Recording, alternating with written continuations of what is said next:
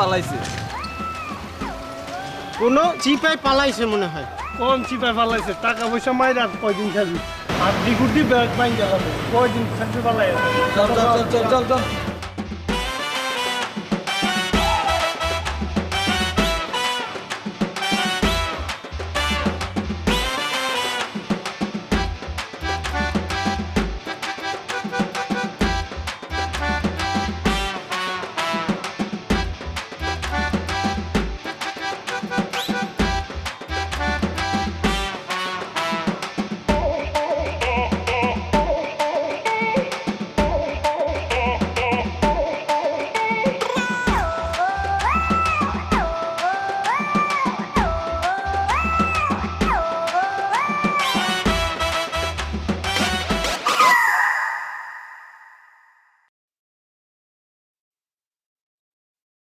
কে রে?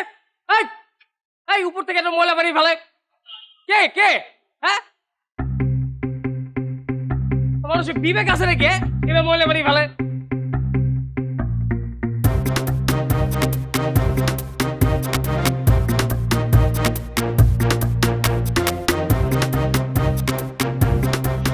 রিয়াজ দা না?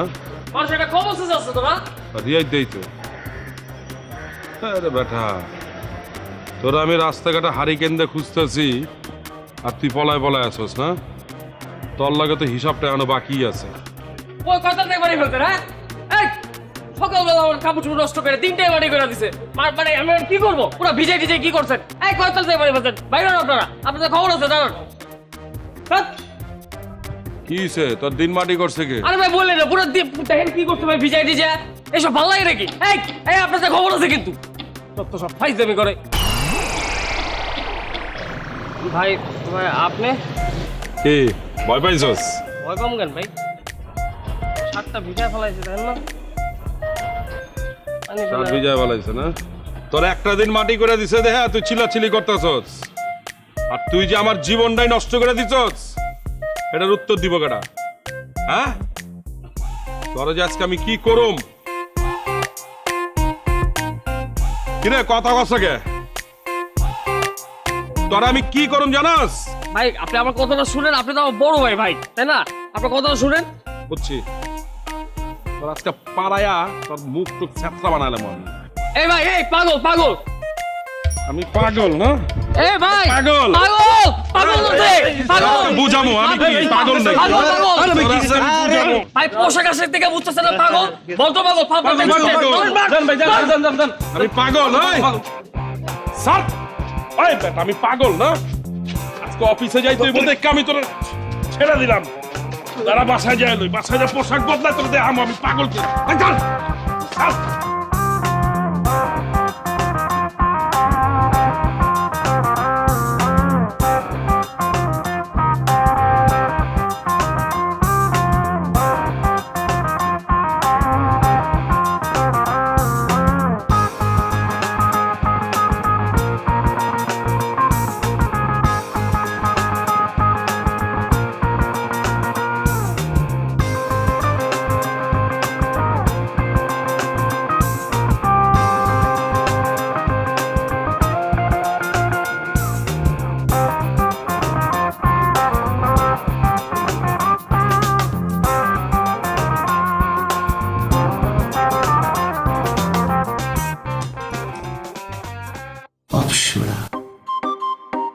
সুরা, তুমি অপসরের চেয়ে কোমল। আমার অনেক পছন্দ হয়েছে তোমাকে। আমি তোমাকে দেখে অনেক বেশি মুগ্ধ হয়ে গেছি। আমি যা ভেবেছি তার চেয়ে তুমি অনেক বেশি সুন্দর। তোমার যা যা প্রয়োজন তুমি স্ট্রেট আমাকে বলবা, আমি তোমার সমস্ত প্রয়োজন মিটিয়ে দেব, ঠিক আছে? Thank you sir. স্যার? তুমি স্যার বলছো কাকে? আপনার আন্ডারে কাজ করবো স্যার বলবো না? অফিসে আঙ্কেল বলাটা কেমন জানি লাগে না? আঙ্কেল বলছো কেন? তুমি আমাকে বলবো ভাইয়া। শোনো, আমাকে কি খুব বেশি বয়স্ক মনে হয়? আমার তো তেমন কোনো বয়স হয়নি। আরে আমাদের হোল ফ্যামিলিতে একটা বড় প্রবলেম আছে, সেটা হচ্ছে হরমোনের প্রবলেম। আমাদের যত ভাই বোন আছে সবার না হরমোনের প্রবলেম, যে কারণে আমাদের একটু বেশি এজেড মনে হয়। অ্যাকচুয়ালি আমার বয়স কিন্তু খুব একটা হয়নি, জানো। আচ্ছা excuse me, by the way, তোমার বয়স কত জানো? 22। 22? আচ্ছা, আমার বয়স কত জানো? আমার বয়স 26, জাস্ট 26। তুমি জানো আমার না কোনো বদ অভ্যাস নাই। আমি পান খাই না, সিগারেট খাই না, মদ খাই না, কোথাও আড্ডাবাজি করি না, সারাক্ষণ বাসায় থাকি। কিন্তু আমার একটা জিনিস শুধু পছন্দ, শুধু একটি ব্যাপারে আমি উইক, সেটা হচ্ছে তোমাদের মতো সুন্দর মেয়ে দেখলে আমার ভীষণ ভালো লাগে। স্যার একটু ছিঁড়ে। ও আচ্ছা আচ্ছা আচ্ছা আচ্ছা, তুমি না অনেক বেশি সুন্দর। সত্যি আমি তোমার সুন্দর অনেক বেশি মুগ্ধ হয়ে গেছি। তোমাকে যতই দেখছি ততই ভালো লাগছে। কি তুমি এমন করছো কেন? আচ্ছা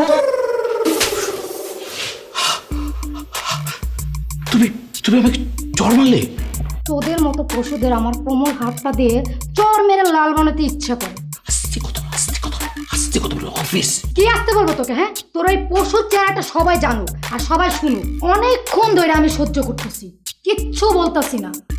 এই তুই কি মনে করছিস? হ্যাঁ, কিছু করতে পারবো না? যখন ওদিকে কি দেখিস, ওদিকে কিচ্ছু দেখিস না, এদিকে তাকা, আমার দিকে তাকা। তুই যে এতক্ষণ ধরে আমাকে যে যা তা বলে যাচ্ছিস কেন? ভালো হয়ে যা, ভালো হতে পয়সা লাগে।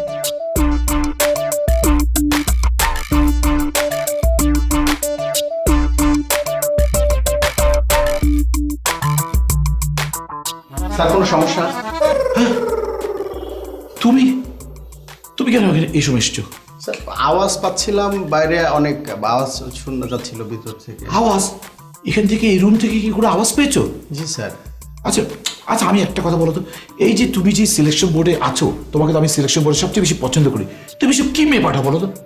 আচ্ছা বাই দ্য ওয়ে, আমাদের এখানে এই সিবি কটা পড়েছে? স্যার 200-র মধ্যে হবে স্যার। 200 বলছো না? আচ্ছা 200? জি স্যার। তো কি একটা স্টুপিড মেয়ে পাঠিয়েছো? এই ধরনের মেয়ে কেন আমার কাছে পাঠাচ্ছ? স্যার এই স্টুপিড মেয়েটা স্যার আপনার ছবি দেখে পছন্দ করেছিলেন স্যার। ও এটা? জি স্যার। আচ্ছা শোনো, আমাকে ভালো মতো দেখিয়ে তো আমার সিবিগুলো একটু আবার দেখাও তো, যাকে দেখে যখন তখন আমার রুমে পাঠিও না। আর শোনো, জি স্যার। আমার রুমে আমাকে কল করে আসবে, যাও। জি স্যার, থ্যাংক ইউ স্যার।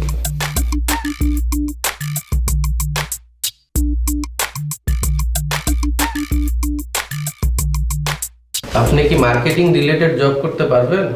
অবশ্যই পারবো স্যার, যেটা আমার সিভিতে উল্লেখ করা হয়েছে। মার্কেটিংয়ে আমার পূর্বের অভিজ্ঞতা আছে স্যার। দেখলাম, কিন্তু এই সেক্টরে কাজ করতে গেলে তো আপনাকে প্রচুর হার্ড ওয়ার্ক করতে হবে। আপনার এই শরীর নিয়ে কি সেটা সম্ভব? মানে আমি বোঝাতে চাচ্ছি, আপনি কি 100% এফোর্ট দিতে পারবেন এই কাজটাতে? অবশ্যই পারবো স্যার, কেননা মাটি কাটা বা মাথায় করে ইট বহন করার মতো কাজ করতে হলে তো আমি আর মার্কেটিংয়ে জবের জন্য অ্যাপ্লাই করতাম না স্যার, কারণ ওই কাজটা আমি পারি না স্যার। আচ্ছা আপনি বলেন তো, সালফেরিক অ্যাসিডের রাসায়নিক সংকেত কি? স্যার আপনি মনে হয় আমার সিভিটা ঠিকঠাক মতো পড়েননি স্যার, দেখেননি। আমি মাস্টার্স করেছি মার্কেটিংয়ে, কেমিস্ট্রিতে নয় স্যার। আর মার্কেটিংয়ে জব করতে গেলে কি সালফিউরিক অ্যাসিডের রাসায়নিক সংকেত জানাটা কি বাধ্যতামূলক স্যার?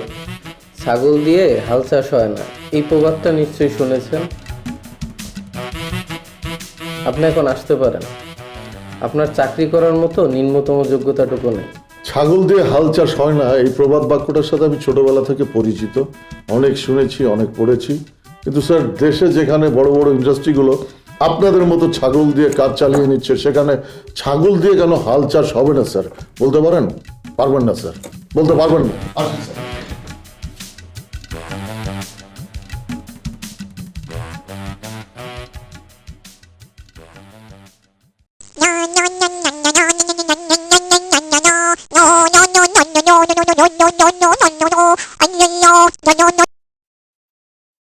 হ্যালো, আগে তুমি কি এখনো উঠোনি? উঠছি তো। যদি উঠে থাকো তাহলে এখনই রেডি হয়ে বের হও। আমি তো কক্সবাজারে। কি? কক্সবাজার? এই, তোমরা কালকে রাত 3টা পর্যন্ত আমার সাথে কথা বললো, তখন তো ঢাকাতেই ছিল। এখন সকাল হতে না হতে তুমি কক্সবাজার চলে গেলে না? চাপা ছাড়লো আমার সাথে? আমি কক্সবাজারে না।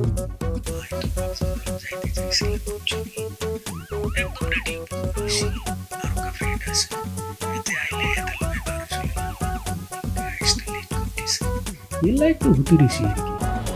বুঝলাম। শোনো, তোমার কক্সবাজার যাওয়া লাগবে না, কক্সবাজার পরে যাবা। এখন তুমি রেডি হও, রেডি হয়ে বের হবে, তোমার আমার সাথে দেখা করতে হবে। বেবি, অন্যদিন করলেও হয় না? মানে আই কক্সবাজার থেকে ঘুরে আসার পরে যদি দেখা করি। আমি তো বললাম না, তুমি আজকে এখনই আমার সাথে দেখা করবে। আমি বের হচ্ছি, আর রাস্তায় গিয়ে যেন আমার দাঁড়িয়ে থাকা না লাগে, ওকে?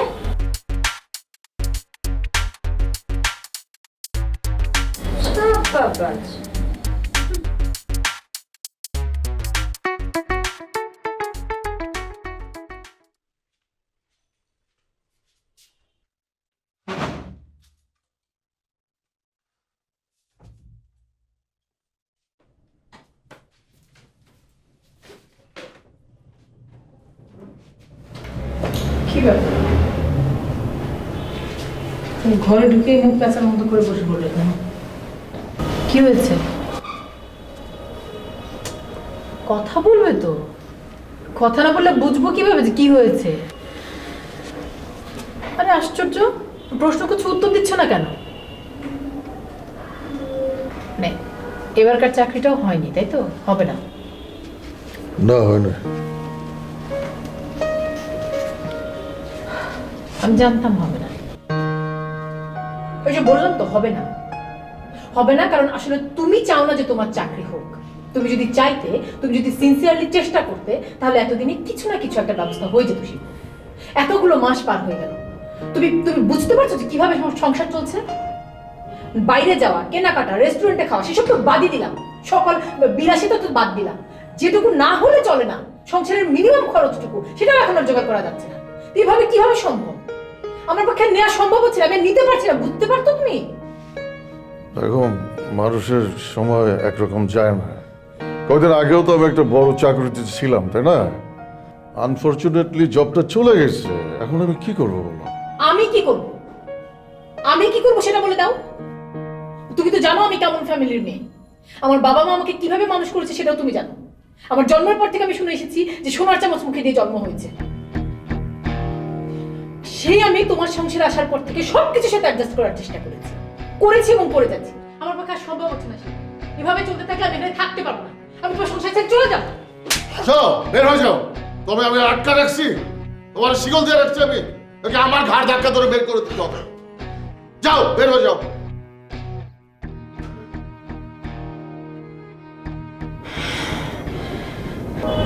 তুমি তাকিয়েছো কেন? বলো, কিছু বলো, কথা বলো। কি বলবো ভাবতেছি। হ্যাঁ, ভাববি। ভাবতে ভাবতে তোমার জীবন যাবে। বাবু, ভাবতে থাকো। আমার না, আমার মাঝে মাঝে মনে হয় তোমার মতো এরকম ইরেসপন্সিবল একটা লোকের সাথে আমি যে কি বুঝে কি করেছিলাম।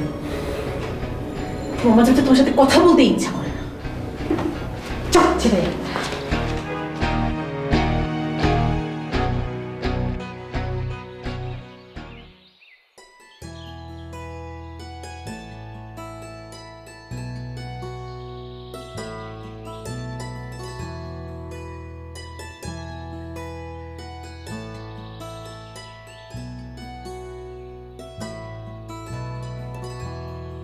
Wow, so handsome, भैया।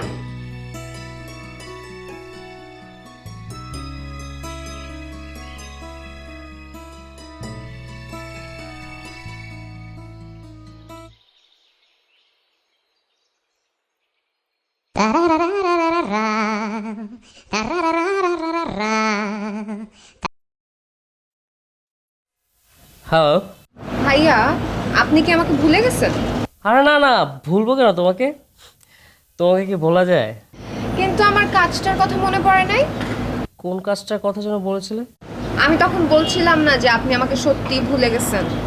আমার কথা মনে থাকলে কি কাজটার কথা ভুলে যেতে পারতেন বলেন?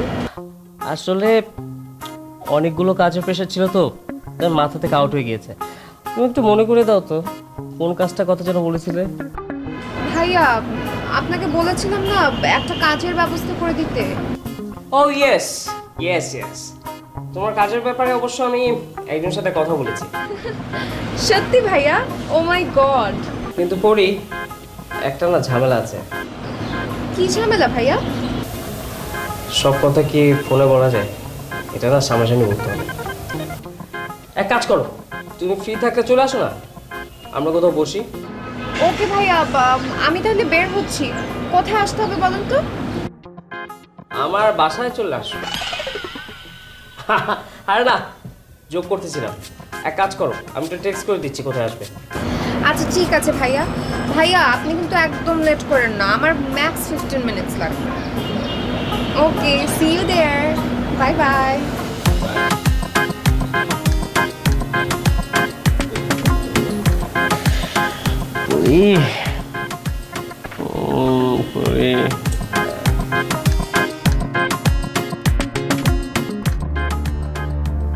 মাথা ঠান্ডা করো, আমি তো চেষ্টা করতেছি। তুমি ফালতু কথা বলতে শোনো তো আমাকে। তুমি কি চেষ্টা করতেছো সেটা তো দেখতেছি আমি। তোমার চেষ্টা আমার কাছে যথেষ্ট মনে হচ্ছে না, আমারই আসলে ভুল হয়েছে। আরে বাবা, দেশের অবস্থা খারাপ, খালি দেশের না, সারা দুনিয়ার অবস্থাই খারাপ। করোনার জন্য বিভিন্ন কোম্পানি তাদের লোকজন ছাঁটাই করতেছে। এই অবস্থায় ভালো মানের চাকরি পাওয়া সম্ভব না। অবুঝের মতো কথা বলতে পারবো না এই অবস্থায়। তাই কি বললা তুমি? আমিও বুঝ, আমি অবুঝের মতো কথা বলি? হ্যাঁ, আসলে আমার ভুল হয়েছে তোমার উপর ডিপেন্ড করা। আমি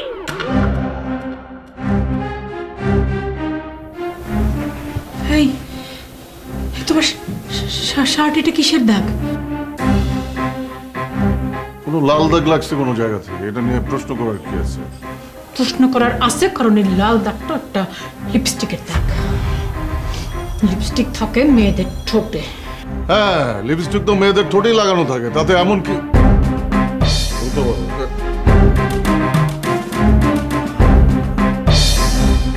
মেয়েদের ঠোঁট থেকে এই দাগ তোমার শার্টে কিভাবে আসলো?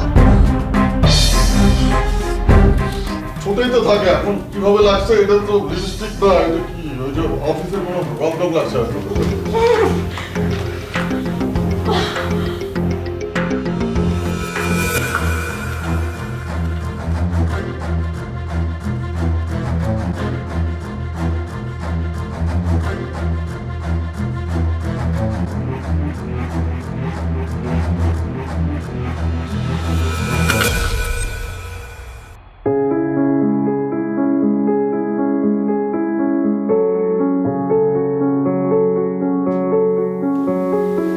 আসলে একটা অ্যাক্সিডেন্ট, বুঝছো?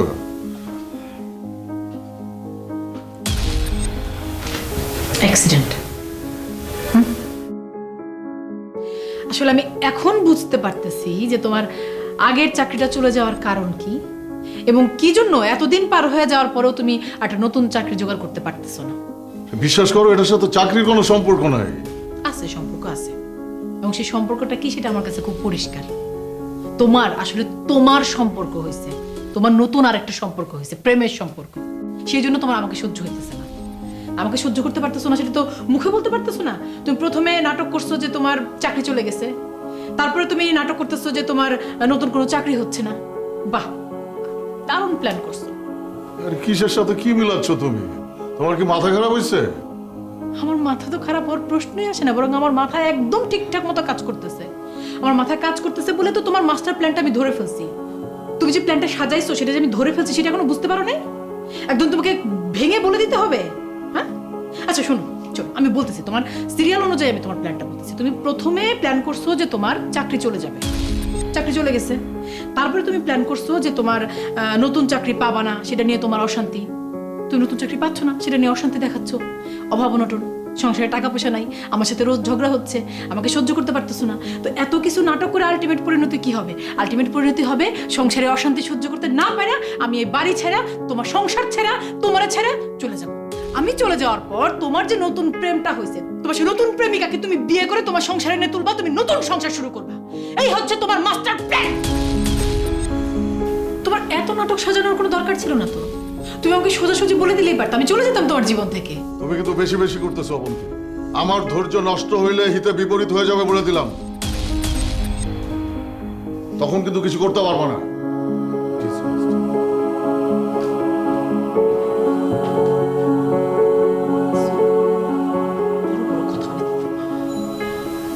ছুরের মার বড় গলা, একটা কাজ করে আসছে, কোনো গিল্টি ফিলিং তো নয়। ওটা তারা তারা কথা শোনায় মানে ছিল কথা কর চুপ করে মাঝে মাঝে।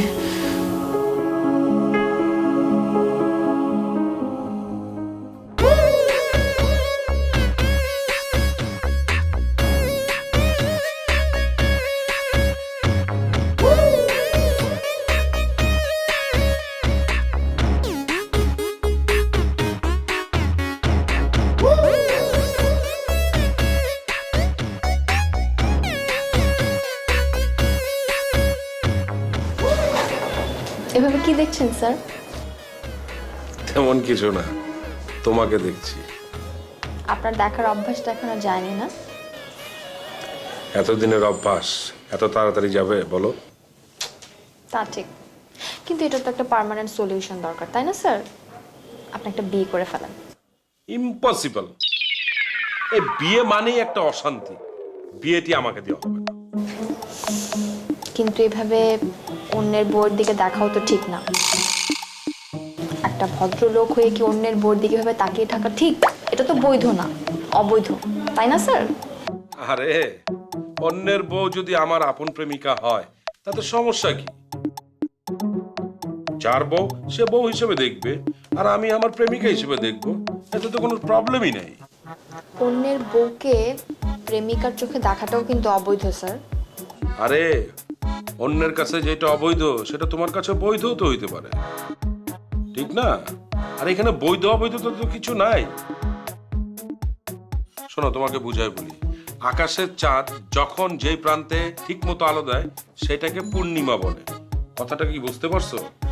জি স্যার, ঠিক, কিন্তু চাঁদের অপর প্রান্তটা কিন্তু অন্ধকার হয়ে যায়। এই তো লাইনে চলে আসছো। সেই অন্ধকার দিয়ে ঢেকে যাবার মুহূর্তটাকেই অমাবস্যা বলে, বুঝতে পারছো? একদম ঠিক বলেছেন স্যার। তাহলে সমীকরণটা কি দাঁড়ায়? কি স্যার? আর যেই চাঁদ ভালোবেসে আমাদেরকে আলো দিচ্ছে, তেমনি সেই চাঁদই ভালোবেসে মানুষকে আবার অন্ধকারে ডুবিয়ে দিচ্ছে, বুঝতে পারছো? জি স্যার।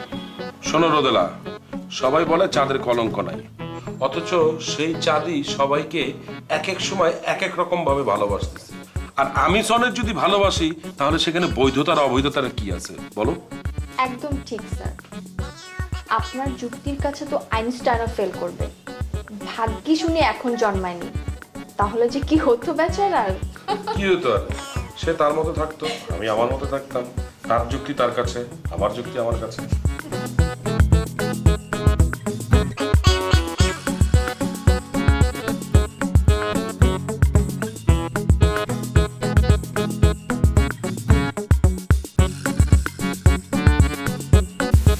কি খাবা বলো?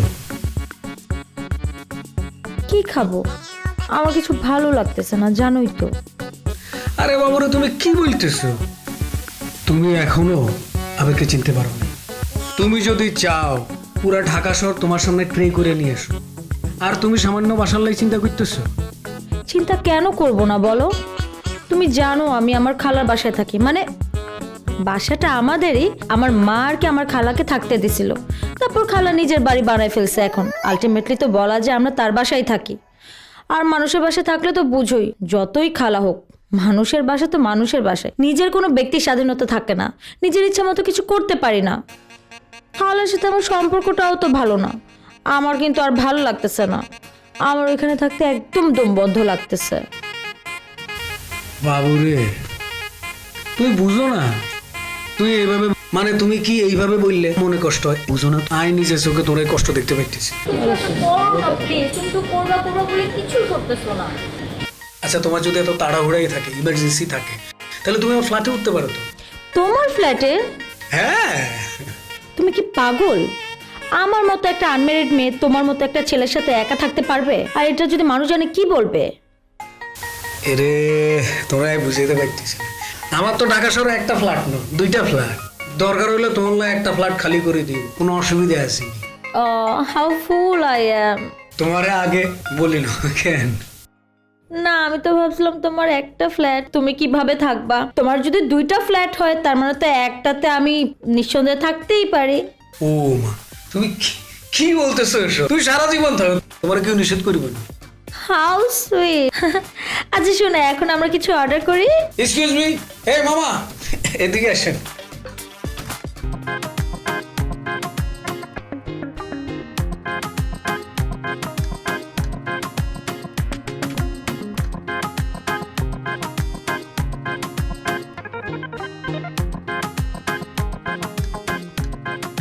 তুমি যে এত টাইমলি চলে আসবে আমি কোনো ভাবতেই পারি। ভাইয়া আমি অলওয়েজ কমিটমেন্ট রাখি। ও, এর জন্যই তো তোমাকে আমার এত বেশি ভালো লাগে। থ্যাংক ইউ সো মাচ ভাইয়া, মানে এত কম টাইমের মধ্যে আপনার আমাকে পছন্দ হয়েছে এটা জেনে আমার খুব ভালো লাগতেছে। শোনো পরি, তোমার মধ্যে কিন্তু ভালো লাগার যথেষ্ট পরিমাণ গুণাগুণ আছে। ভাইয়া ইউ আর সো সুইট।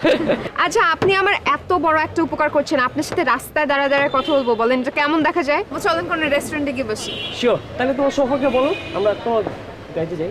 ভাইয়া এটা আমার গাড়ি না। তাই তো বলি, এত কম দাঁড়িয়ে গাড়ি তো তোমার হওয়ার কথা না। চলো।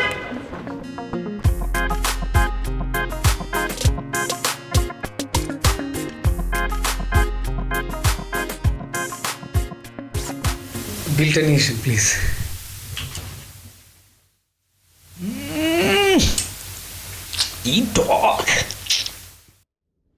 আমারটা খেয়ে দেখো, এটা মিষ্টি। Thank you.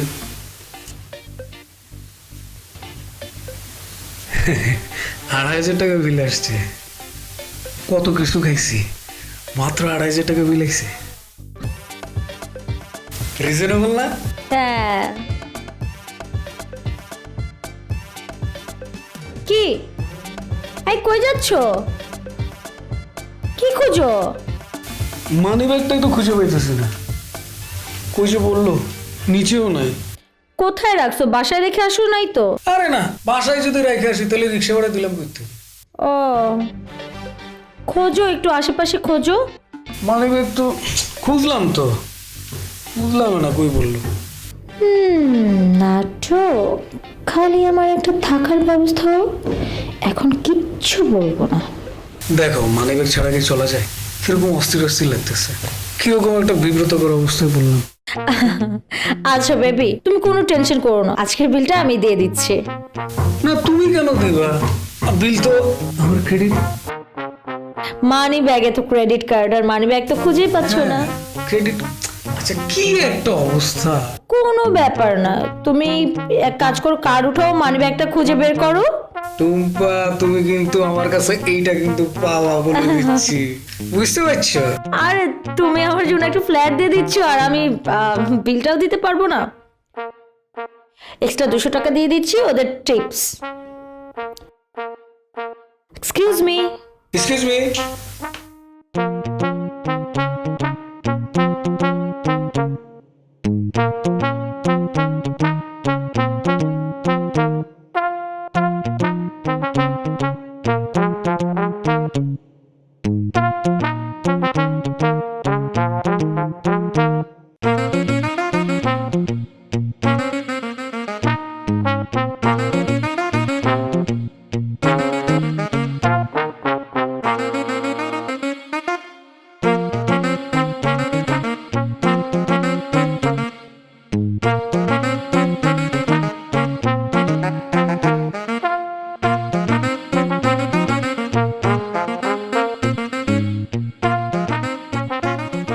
নিউজগুলো পড়লে না মাথা ঠিক রাখা সম্ভব হয় না।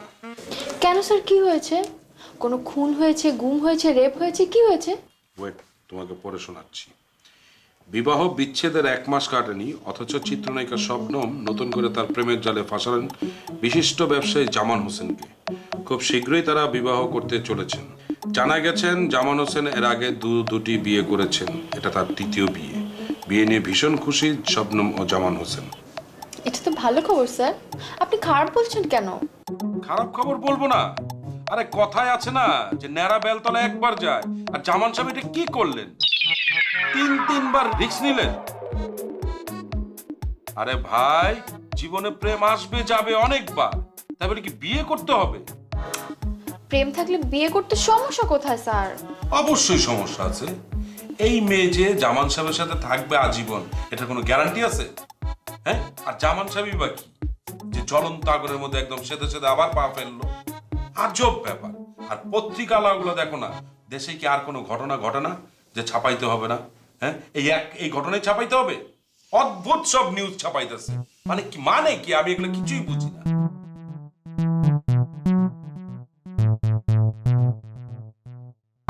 শোনো করি, তোমাকে আমি ব্যাপারটা খুলেই বলি। আমার অত্যন্ত কাছের এক বড় ভাই, ওনার সাথে আমি তোমার ব্যাপারটা শেয়ার করেছি।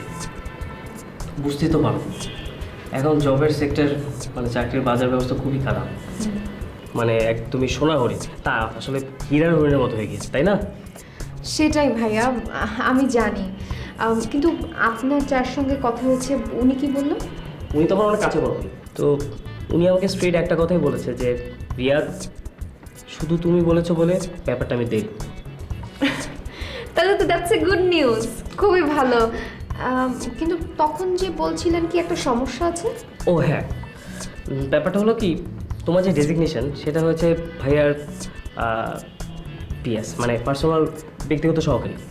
কিন্তু ভাইয়া আসলে কি মানে অনেক ধরনের কাজে মাঝে মাঝে অফিসের থেকে কিংবা অফিস থেকে ওনাকে দেশে বাইরে যেতে হয়, বিভিন্ন ফেয়ার অ্যাটেন্ড করতে, মিটিং অ্যাটেন্ড করতে, সেক্ষেত্রে ওনার পার্সোনাল সহকারী ওনার সাথে যেতে হয়, সেটা বসের সাথে থাকতে হয়, বিভিন্ন অফিস ট্যুরে বিজনেস ট্রিপ করতে হয়, সে প্রচুর হার্ডওয়ার্ক। সো এটা যদি মেনে নিতে পারো তাহলে ইটস ফাইন। ভাইয়া, আপনি তো টেনশন নিচ্ছেন কেন? আই লাভ টু ওয়ার্ক, মানে কাজের চাপ যত বেশি তত ভালো, কোনো সমস্যা নাই। আর আপনি ওনার সাথে একবার পরিচয় করে দেন, দেখবেন আমি একদম ম্যানেজ করে ফেলছি, উনি আমাকে ভুলতেই পারবেন না। ও আচ্ছা, আরেকটা ব্যাপার পুরি, ব্যাপারটা খুব, তোমার যে ডেজিগনেশন সেটা অলরেডি এক্সিস্টিং একজন কাজ করছে, সো এই জায়গাটা হচ্ছে কি মানে ওই এক্সিস্টিং ভদ্রমহিলা মানে ওই মেয়েটাকে রিপ্লেস করে তোমার কাজ করতে হবে। সেক্ষেত্রে হয় কি মানে ইউনো জব সেক্টরে কম্পিটিশন থাকেই, আর পার্সোনাল জেলাসিও থাকে। সো মানে তোমার এখন শুরু হয়নি, তুমি জয়েন করার পর হয়তো এরকম হতে পারে যে ইউনো পারফরমেন্সের উপরে ডিপেন্ড করে হয়তো তুমি তাকে, কিন্তু আমি চাই কি মনে করো এমন একটা জায়গায় তুমি গেলে, সেখানে আশেপাশে যদি তোমার পরিচিত কিছু লোকজন, বাট তুমি জানো না, কিন্তু তারা তোমার সাপোর্টেই কথা বলবে, সর্ট অফ লাইক ইউনো মানে থাকে না যে পার্সোনাল সিকিউরিটি এরকম। সো এইরকম সিকিউরিটি একটা ডিপোজিট মানির দরকার হবে, জাস্ট ফর মানে এটা মনে করো না আমার জন্য, এটা জাস্ট তোমার জন্য, মানে সিকিউর যেন থাকে জবটা। হ্যাঁ, এর জন্য মনে করো 50,000 টাকা আপাতত তুমি জোগাড় করো, বাকিটা আমি ম্যানেজ করে দেবো, এতেই হয়ে যাবে। গট মাই পয়েন্ট, এটা কিন্তু একদম সিকিউরিটি। 50,000? তারপরে রিমেম্বার, টাকাটা কিন্তু লাগবেই। হ্যাঁ, আমি ম্যানেজ করার ট্রাই করছি, বাট রিয়াদ ভাই, থ্যাংক ইউ সো মাচ, মানে আপনি এত বড় উপকার করলেন, আমি সারা জীবন কৃতজ্ঞ থাকবো আপনার উপর। আমি জানি, কোনো সমস্যা নেই। ও রিমেম্বার, নেক্সট দিনে বলবো ক্যাশটা নিয়ে আসবে। No problem. মানে অনেক এটা নিয়ে বুঝছেন টেনশনে ছিলাম এই জবটা নিয়ে।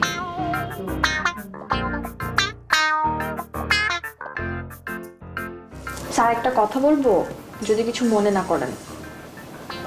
আরে এখানে অনুমতির কি আছে? তোমার কথায় কোনোদিন কিছু মনে করছি আমি? বলো। ডিভোর্সের পর আবার কেউ বিয়ে করেছে এরকম নিউজ দেখলে আপনার খুব মন খারাপ হয়, তাই না স্যার? আরে না না, কি যে বলো না। আমার হাতে কিন্তু ভালো মেয়ে আছে, আপনি চাইলে কিন্তু আরেকবার বেলতলায় ঘুরে আসতে পারেন। মাথা খারাপ? শোনো, আমার পূর্ব পরিচিত একটা ছোট ভাই ছিল রিয়াদ, ওর কথায় আমি মোহতে পড়া ঐশীকে আমি বিয়ে করছি। 6 মাসের মাথায় সব শেষ। বলো তো কেন? কেন স্যার? বিয়ের আগে ঐশীরে দেখছিলাম একদম গোলাপ ফুলের কুড়ির মতো, আস্তে আস্তে কুড়িটা বড় হতে হতে ফুল হয়ে গেল, ফুলে পরিণত হইল। এরপর আমি কি করলাম, ঐশীকে বিয়ে করলাম। ও মা, বিয়ের 6 মাস না যেতেই তো গোলাপ ফুলের গন্ধ আর বের হয় না। কি বের হইছে জানো? নিম পাতার মতো তেতো গন্ধ বের হইতেছে, তেতো গন্ধ। আর এই কারণে না বিয়ের ব্যাপারে আমি একদম আগ্রহী না, কিন্তু গোলাপ ফুল আমার খুব পছন্দ। তো নিম পাতার তেতো গন্ধ আমার একদম পছন্দই না, বুঝতে পারছো? ও বুঝতে পেরেছি স্যার।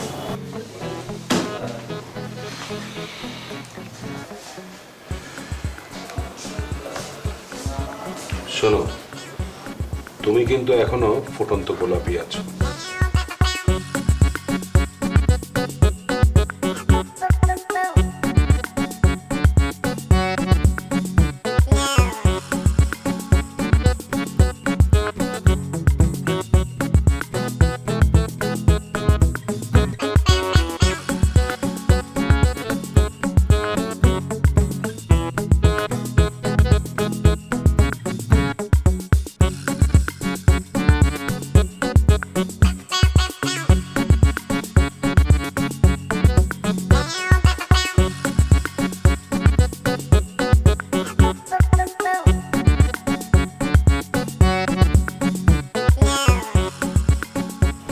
বিজন ভাই পাইছি মানে পুরো সাক্ষাৎ পরীর মতো। ওই যখন সামনে দিয়ে উড়ে গেলে যেরকম লাগে না, ঠিক সেরকম অনুভূতি হবে যখন আপনার সামনে দিয়ে মেয়েটা হেঁটে যাবে। কি বলো তুমি? আপনি দেখলে একেবারে পাগল হয়ে যাবে। কি তুমি নিজে দেখছো? হ্যাঁ ভাই, she is a damn smart girl, slim fit, একদম পেস্ট্রি কেকের মতো ভাই। চিজ কেক কাঁটা চামচটা হালকা ধরবেন, সাথে সাথে গলে যায়। ও মাই গড, আমি তোমাকে যেভাবে এক্সপ্লেইন করছি, যেভাবে একটা মেয়ে সম্পর্কে বলছি, ঠিক সেরকম সদ্য ফুটা গোলাপের মতো সতেজ,